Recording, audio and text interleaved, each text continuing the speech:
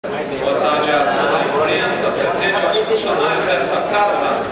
Boa tarde especial à TV Assembleia, a única imprensa livre desse estado de Goiás. Queria, senhor presidente, exaltar a grande medida que foi tomada pela Secretaria de Segurança Pública na região noroeste de Goiânia, na implantação da Delegacia da Mulher, ali no Ciópolis do Jardim Curitiba. Eu que já trabalhei naquela localidade, senhor presidente, senhores deputados, nós sabemos muito bem, já era reivindicação antiga da sociedade, essa implantação dessa delegacia, visto que os problemas naquela região ocorrem com muito mais,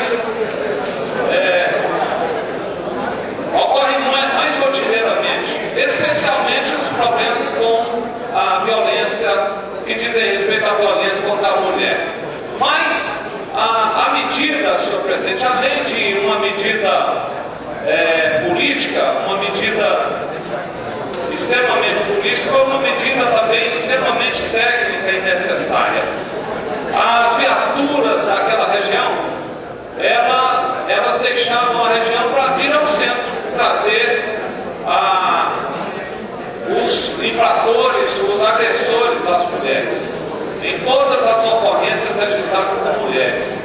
Então essa medida por si só, além de inibir, como bem disse o doutor Edmundo, a quem eu cumprimento também pela medida, visto que só com a sua chegada à frente, como delegado-geral da Polícia Civil, à frente daquela instituição, é que essa medida foi viabilizada. E como bem disse o doutor Edmundo, naquela ocasião, essa medida servirá como fator inibidor. Inibidor para os agressores às mulheres. Como também a falta delas era uma inibição para que as mulheres se deslocassem até o centro de Goiânia para denunciar os seus agressores. Então essa medida é extremamente técnica e são esse tipo de medidas. É que eu virei toda vez a essa tribuna, usarei os microfones dessa casa para exaltar.